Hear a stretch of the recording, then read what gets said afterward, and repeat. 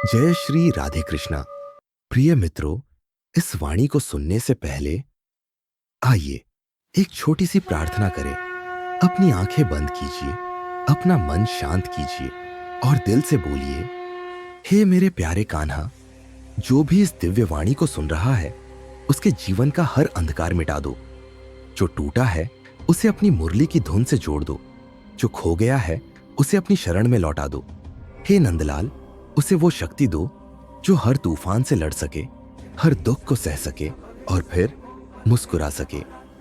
अब धीरे धीरे आंखें खोलिए और एक गहरी सांस के साथ चलिए उस यात्रा पर जहां श्री कृष्ण का हर संदेश सिर्फ शब्द नहीं, आत्मा की चिंगारी है। निर्णय का समय तुम्हारा है। कृष्ण कहते हैं, जब तुम्हारा मन टूटता है तो समझो मैं तुम्हारे हृदय में उतर रहा हूं।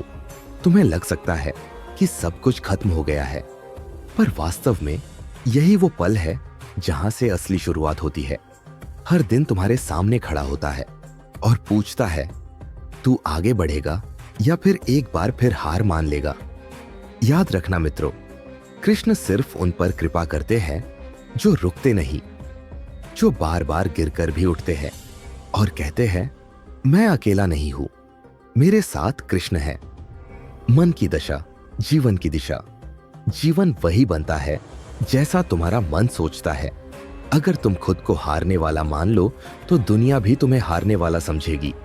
लेकिन अगर तुम अपने ही मन से कह दो, मैं कृष्ण का भक्त हूं और मेरी हर हार मेरी तैयारी है, तो पूरा ब्रह्मांड तुम्हारे साथ चलने लगेगा।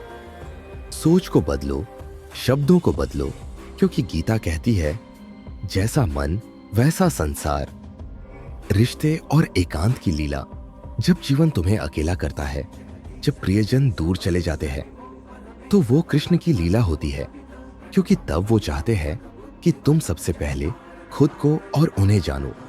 रिश्तों का मूल्य तब समझ आता है जब शोर थमता है और भीतर की आवाज सुनाई देती है, जो तुम्हें छोड़कर चले गए उन्हें प्रेम से जाने दो, और जो साथ है उनका सम्मान करो, क्योंकि असली रिश्ता आत्मा और परमात्मा के बीच होता है।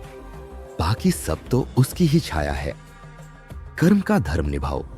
जब अर्जुन ने शस्त्र छोड़ दिए थे, तब कृष्ण ने उसे सिर्फ युद्ध नहीं सिखाया, बल्कि आत्मा की जिम्मेदारी समझाई।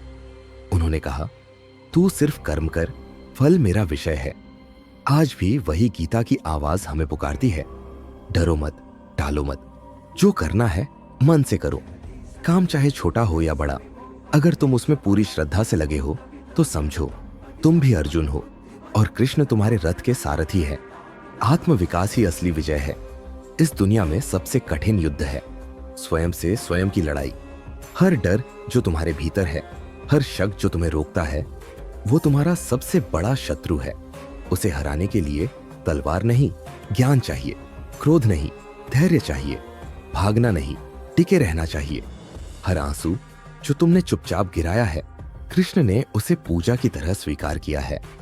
हर घाव अब तुम्हारा बल बन रहा है। जो तुम आज झेल रहे हो, वो कल तुम्हारे चरित्र की महिमा बनेगा।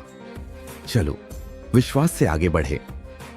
हर सुबह जब सूरज उगता है तो वो सिर्फ रोशनी नहीं लाता, वो आशा लेकर आता है।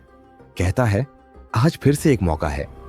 और जब भी तुमने रोते हुए कहा, हे कृष्ण, तो यकीन मानो उसी क्षण वो तुम्हारे पास थे।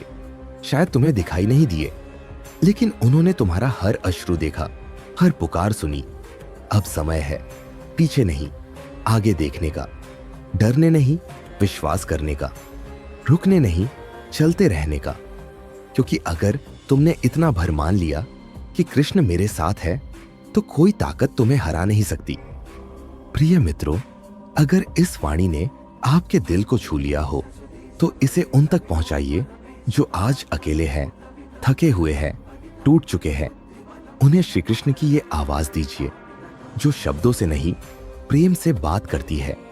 अगर आपकी आंखें नम हो गई हैं, तो समझ लीजिए कान्हा ने सुन लिया है। फिर मिलते हैं अगली दिव्य वाणी में। तब तक याद रखिए, चलते रहो, क्योंकि श्री कृष्ण साथ है। जय श्री राधे कृष्णा।